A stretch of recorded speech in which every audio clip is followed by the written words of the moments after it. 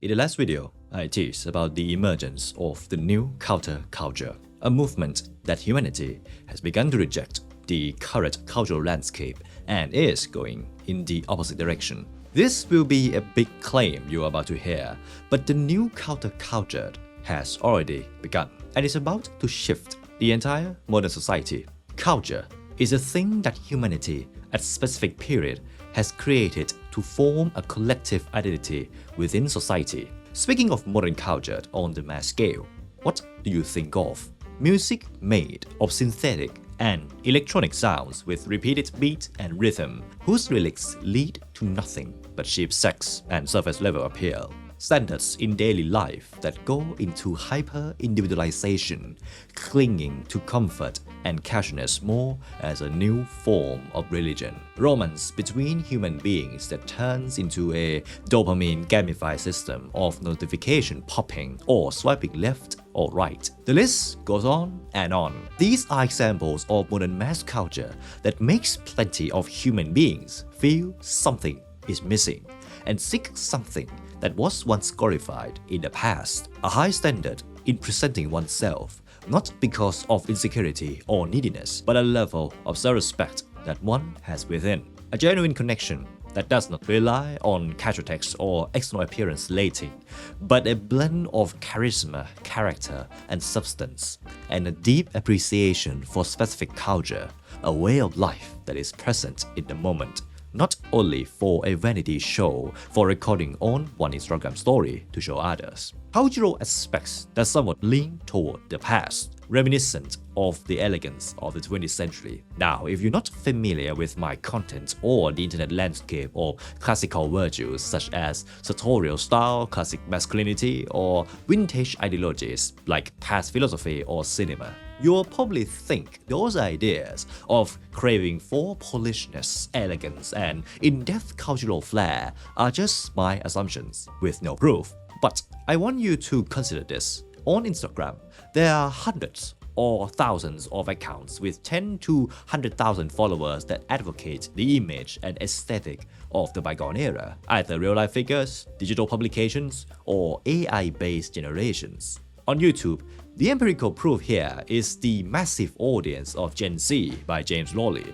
who not only talks about style but the way of life as a gentleman as a whole, as justifies the need and hidden desire of men to seek a different way of life than what the modern day has to offer, which I bet is also happening on the women's side as well. While I don't have the precise numbers of interest in this, millions on a global scale is the minimum you can expect. It's obvious that compared to the masses, to the global population, this is a small percentage, perhaps less than 1%. But in the history of mankind, every single shift has begun with a discerning few. So does this new counterculture that has already been accumulating for decades and is starting to affect modernity. A quick look can be observed in the way people dress. While it's true that from 100%, 95% of people you see, even in the metropolis or your own city, will always prioritize comfort over class. But let's say from my own perspective as a classic style enthusiast who lives and breathes in this kind of garment you're seeing me wearing right now, the prominent rise of loafers instead of sneakers or sandals can be noticed. Or even in the global fashion labels like Louis Vuitton in the latest Met Gala 2025 or Saint Laurent men's collection, they lean toward classic and polished design rather than hyper street or avant-garde like in the previous decade. In the realm of media such as cinema, we see the pushback of modern agendas by elites in the industry, the desire to bring back the fun and joy of life, rather the push of social movements and cynicism in cinematic form. Even the superficial fleeting trend of the old money aesthetic or dark academia scholar among Generation Z has subtly reflected the deep desire to reclaim simplicity and elegance in everyday life, one that goes beyond style but becomes a way of living. That said, when I stated the idea of a new movement that has already begun and refer to it as a counterculture, it's because this exact undercurrent wave reminds me of the very similar thing that once happened in the late 1960s, the very reason that made humanity end up in this current landscape of overly casual society to this day.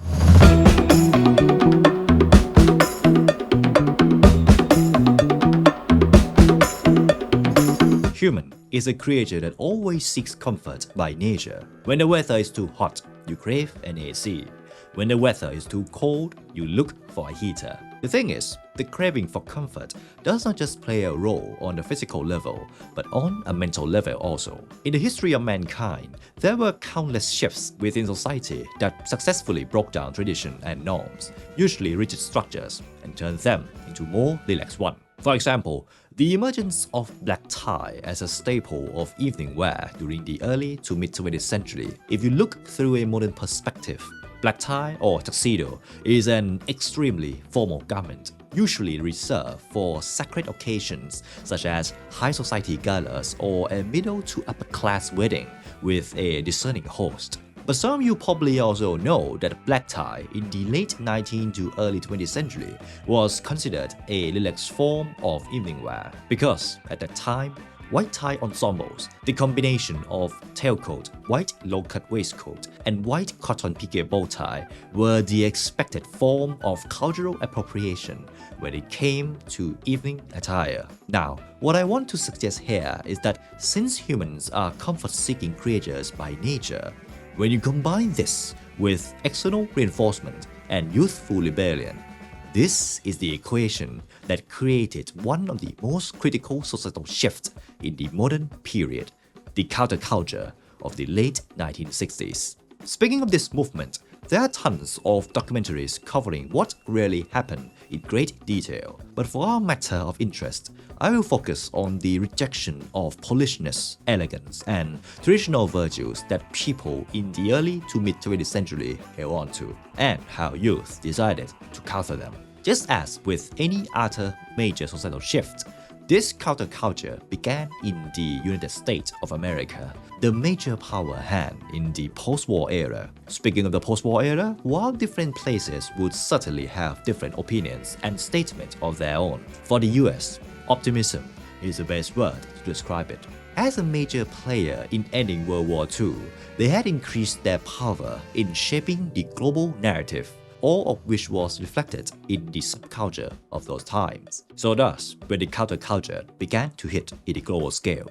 In fashion and apparel, this movement was what began to introduce the world to ditch the tailored jacket, let go of proper collar shirts, and wear just the undershirt, which is known as the t-shirt today, and blue denim with sneakers, not for specific tasks, but as daily attire. Also, it began introducing unconventional elements such as bold colors or new silhouettes like flat trousers, wide shirt collars, or extremely wide lapels in tailored jackets. In music, the age of properly seated orchestra swinging jazz with crooners on stage began to fade from the youth and was replaced by rock and roll iconic brands such as the Beatles, the Rolling Stones, or individual figures like Jimi Hendrix and Bob Dylan, ones that reflected the rejection of over-polished norms.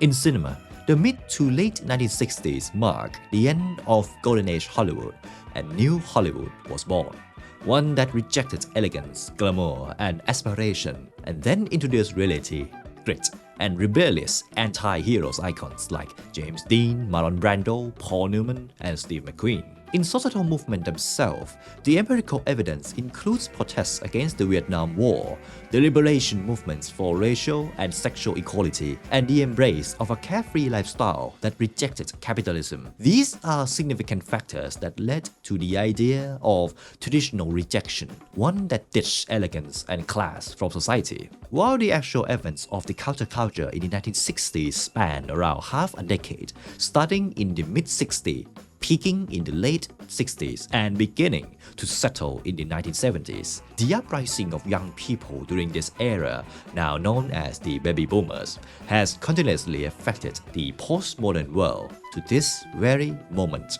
the attire of casual teachers with jeans and sneakers or sandals, the idea of hyper-individualism that erases other people out of the equation, the normalizations of substances and drugs for the sake of enlightenment rationale, things that I'm not so sure are the true virtues for humanity, since they sacrifice intention, care, and elegance for the sake of comfort and casualness. Still, I do understand the rationale and the nature of the 1960 counterculture itself. In the end, if I were born in those days and nights as a boomer in the post-World War II era in the US, the UK, France, or Japan, I would likely end up in the same protests and symbolic rebellious acts as they did. But here comes the big idea of this video.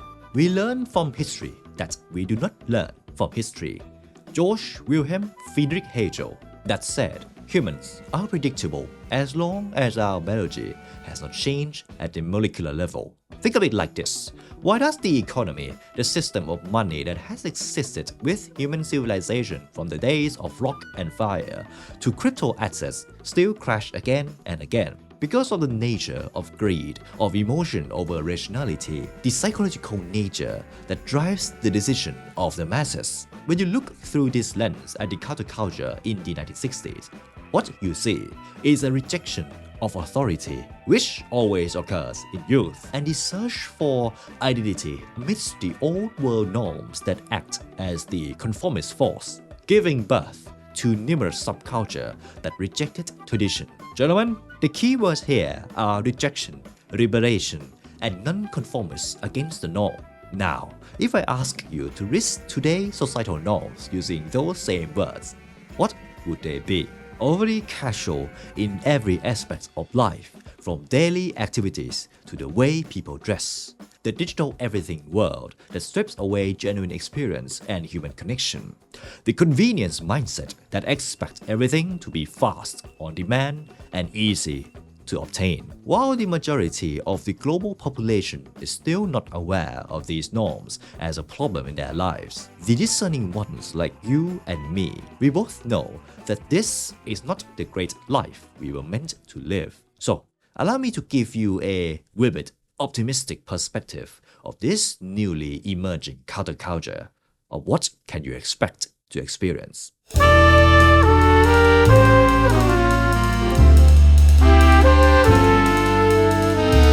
First, the claim of masculinity and femininity in the way it should be. Since the new millennium, the world has gone through a long span of attempts to depolarize the two sides of sexual energy, masculine and feminine. No matter which agenda is behind this act, the fact is that it has influenced the perception of the masses and made them believe that a binary sexual energy worldview is bad, that men and women should reject the core energy of their own and open up toward the other part. The effect of this? The rise of androgynous men and women who cannot experience the tension in relationships, diluting their nature.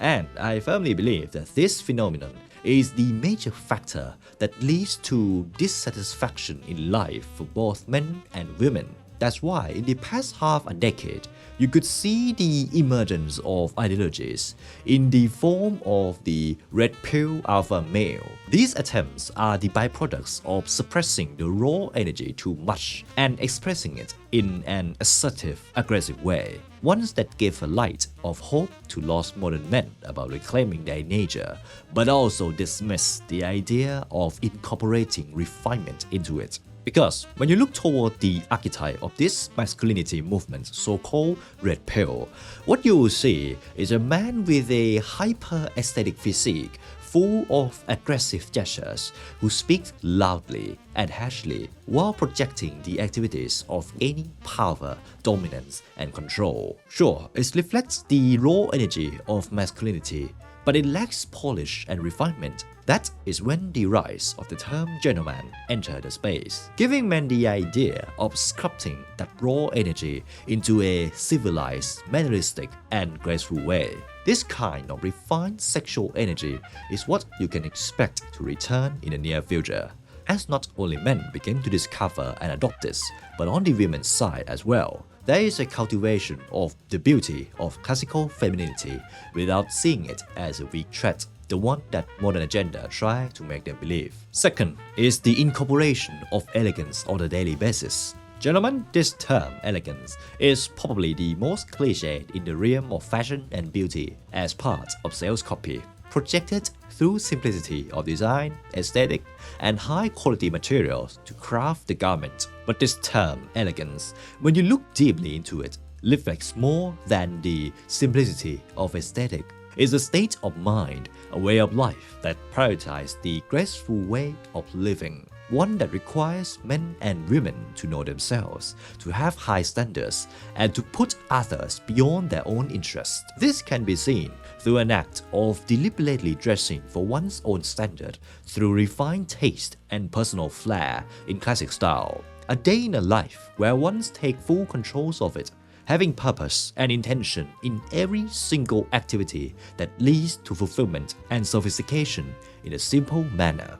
A socialization that lets go of the need to gain impression and instead genuinely shows interest in others, as you can see through aspiration cinema during the mid-20th century. One that bizarrely makes millions of modern-day people crave and leaves comments on, like "bring back the old days of elegance and grace." Speaking of the old days, the final crucial aspect you can expect in this new counterculture is the combination of old world virtue and modern progression. Whenever I bring up the idea of bringing elegance back into the modern world, usually through the image of post-World War II culture, the main objection the masses always raise is, "Oh, those eras were full of inequality, outdated perspective, and critical issues. Why are you so romanticizing them?"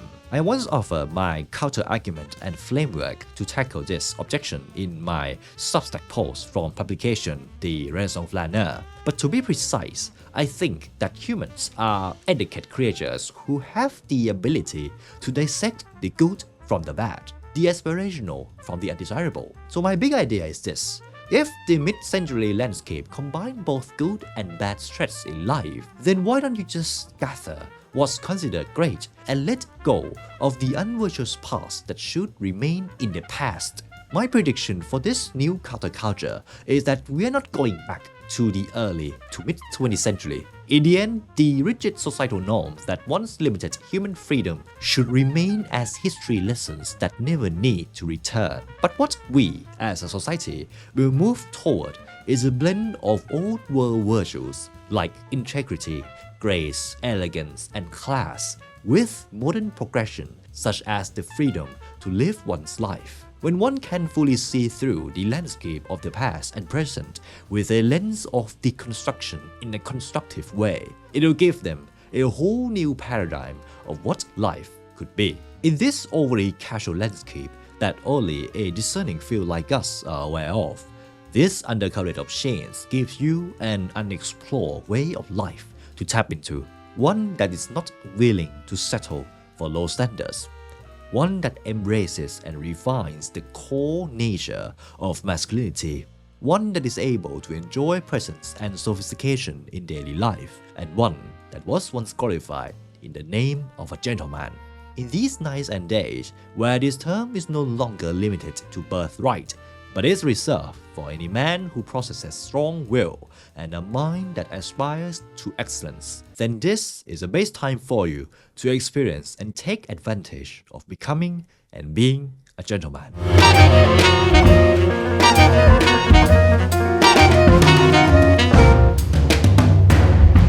The easiest step for you to start is to regain control and become aware of the BS that modernity has told you since you were born.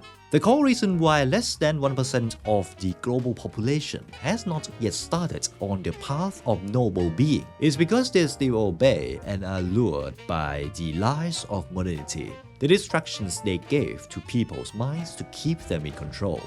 To start on this journey, you have to start questioning what's currently happening in your life. Why do people crave comfort this much? Why does no one seem to hold on to real-life conversations anymore?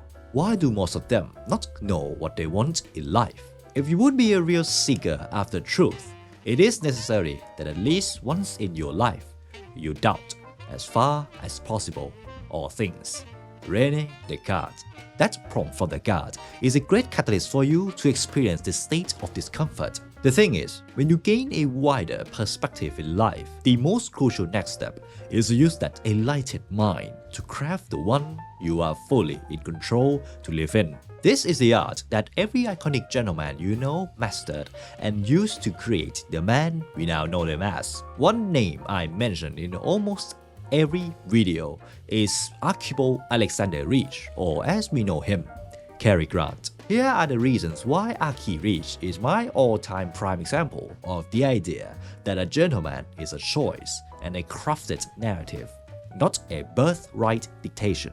The man was born into a lower-class family with a childhood full of family issues, and he actually ran away from home. He was once a poor man, a nobody, far from ending up as the term gentleman, but through relentless determination, discontentment with his life, and a desire to becoming an ideal being far from what his birthright was supposed to dictate, he changed his name, obsessively polished his demeanor, and perfectly crafted the iconic Cary Grant we know today. His story is a proof that even if you were born in a far-off position to experience the best that life has to offer, it never hurts to aim for an ideal and become him relentlessly. So, to make the most out of your enlightened journey, you must craft your own narrative. You must envision, write down, and gain true clarity on the gentleman of your own making. How does he dress on a daily basis? What does he do from the moment he wakes up until he rests? How does he approach life's significant events? What kind of character does he cultivate? Write it, read it, and eventually breathe it until you become him and he becomes you. Which leads to the final thing I want to leave you with. If there's a lesson I've deeply introspected on, and one that has significantly impacted me this year so far, is the idea that you don't need any permission to live like a gentleman. Not the money in your bank account, not validation from other people, not external forces telling you that you're ready. Because, gentlemen, you've been ready since the moment you stopped obeying modernity and started taking control of your own life in your own way. There is an eternal prompt I have shared many times in the past and still benefit from to this day. If that ideal man were me in this moment, what would he do? This is why the previous step is so crucial, because as long as you don't yet have clarity on his state of being, you won't be able to live like him. But when you do, your gentleman journey has just begun, and there's nothing to stop you except yourself. And from my own experience of being faithful to it since my first exposure through Dr. No back in 2021, while it's not a path full of roses, while it's a ride that requires significant resistance to the masses' force, it's worth every moment of it, both internal fulfillment and external influence, one that begins to take form and emerge as the inevitable movement that will disrupt modern, overly casual society and create a cultural shift in the years to come, all in the form of this new counterculture movement, which I invite you to become an early part of. You can start by reclaiming what modernity has taken from you, settling an ideal character so-called a gentleman, and becoming him without excuse or apology. Only then, you'll be able to experience the other side of paradise amidst the current landscape that seems so chaotic right now. Gentlemen, that's all for this one.